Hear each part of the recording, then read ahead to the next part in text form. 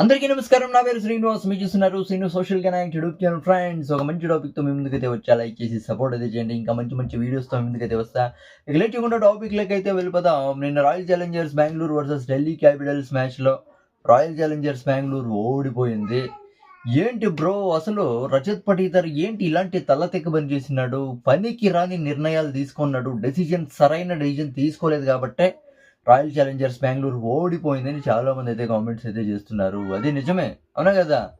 చూడు బ్రో, భువనేశ్వర్ కుమార్ తర్వాత హేజల్వుడ్ ఎలాంటి బౌలర్స్ని పెట్టుకొని వీళ్ళు చాలా ఇంపార్టెంట్ బౌలర్స్. రాయల్ ఛాలెంజర్స్ బెంగళూరుకి చాలాసార్లు ప్రూవ్ కూడా అయింది. ఇలాంటి బౌలర్స్ని డెత్ ఓవర్లో పెట్టుకోవాల, అవునా కదా? డెత్ ఓవర్లో పెట్టుకోకుండా మధ్యలోనే కంప్లీట్ చేసి వీళ్ళు కోట లాస్ట్లో రొమారియో షెఫర్డ్కి అయితే బౌలింగ్ అయితే ఇచ్చినాడు. ఆ రొమారియో షెఫర్డ్ ప్రెషర్ తట్టుకోలేక సరిగా బాల్ అయితే వేయలేదు. చూడండి, అసలు 17 రన్లు అయితే కొట్టించుకున్నాడు. లాస్ట్లో హేజల్వుడ్ లేకపోతే భువనేశ్వర్ కుమార్ ఏమన్నా ఓవర్ ఏమన్నా చేసుంటే పక్క రాయల్ ఛాలెంజర్స్ బెంగళూరు గెలిచేది అని చాలా మంది అయితే చెప్తున్నారు. అసలు రజత్ పడిదర్కి చాలా అహంకారం అయితే పెరిగిపోయింది. ఇంకొన్ని రోజులు ఆర్సీబీకి ఏమన్నా కెప్టెన్గా చేస్తే రజత్ పటీదర్ విరాట్ కోహ్లీని కూడా దూరం పెట్టేస్తాడు. అంత పొగరు పట్టేసింది రజత్ పటీదర్ అని అయితే చాలా మంది అయితే కామెంట్స్ అయితే చేస్తున్నారు. సుయేష్ శర్మ కొట్టించుకున్నాడు, రకీమ్ సలాం కూడా కొట్టించుకున్నాడు, అవునా కదా?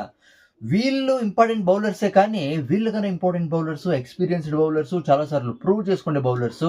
అది భువనేశ్వర్ కుమార్ తర్వాత హేజల్వుడ్. భువనేశ్వర్ కుమార్ ఎదిరిపోయి పర్ఫార్మెన్స్ చేశాడు నిన్న, అవునా కదా? ఫస్ట్లోనే పఠాన్ అయితే వికెట్లు అయితే పడిపోయాయి.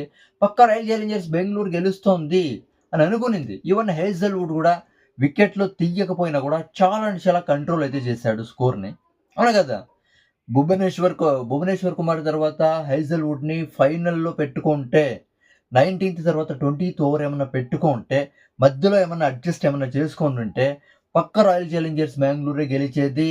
రజత్ పటీదర్ నుంచేనే ఈ ఆర్సీబీ ఓడిపోయింది అని చాలా మంది అయితే చెప్తున్నారు. అది నిజమే. అది కాకుండా ఈ రజత్ పటీదర్ ఫిక్సింగ్ చేసుకున్నాడని కూడా చాలా మంది అయితే చెప్తున్నారు.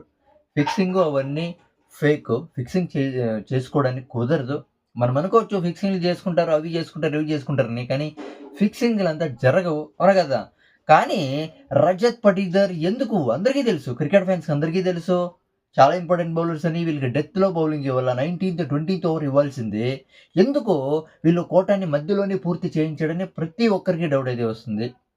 దీని నుంచే ఈ రజత్ పటీదర్ నేనే పెద్ద కెప్టెన్ అని బిల్డప్ ఇస్తా ఉన్నాడని అహంకారంతో వాళ్ళని ముందుగానే కంప్లీట్ చేయించాడు. ఒకవేళ రొమారియో షెఫర్డ్ ఏమన్నా కంట్రోల్ చేసి ఆర్సీబీ గెలిచిందంటే రజత్ పటీదర్ని పొగిడేసేవాళ్ళం, అవునా కదా?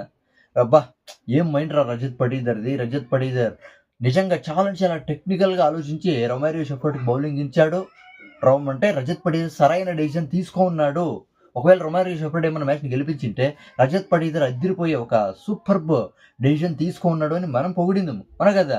కానీ ఇలా అంత ప్రెషర్ని తట్టుకునే బౌలర్ అయితే కాదు రొమారియో షెఫర్డ్. మెయిన్ బౌలర్ అయితే కాదు.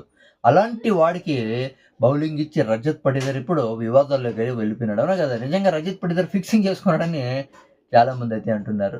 అదంతా జరిగే పని అయితే కాదు. రజత్ పటీదర్ ఎందుకు ఓడిపోయింది మ్యాచ్ అనే దానికి రీజన్ కూడా చెప్పినాడు. ఇంకా ఒక 15-20 రన్స్ ఏమన్నా మేము కొట్టుంటే బాగుండు. 15-20 రన్స్ షార్ట్ అయితే వచ్చింది మాకు. 15-20 రన్స్ ఉండుంటే బాగుండు అని అయితే చెప్పినాడు. మెయిన్ రొమారియో షెఫర్డ్కి బౌలింగ్ ఇచ్చేదే కరెక్ట్ అయితే కాదు. రకీమ్ సలాం లాస్ట్ మ్యాచ్ బాగా ఆడాడు. లాస్ట్ మ్యాచ్ సరైన అద్దరిపోయి బౌలింగ్ అయితే చేశాడు, కానీ ఈ మ్యాచ్ అయితే సరిగ్గా బౌలింగ్ అయితే చేయలేదు. ఈవెన్ సుయాష్ శర్మ కూడా బాగా కొట్టించుకున్నాడు. మెయిన్ భువనేశ్వర్ కుమార్, జోష్ హేజల్వుడ్ వీళ్ళే మెయిన్ బౌలర్స్, మెయిన్ పిల్లర్స్ తర బౌలింగ్లో. వీళ్ళే మెయిన్ పిల్లర్స్ తర.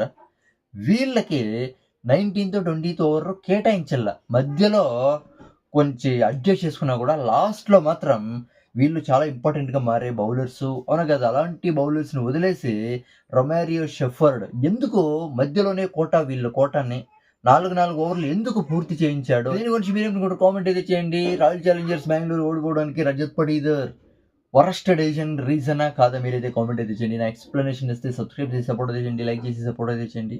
బై.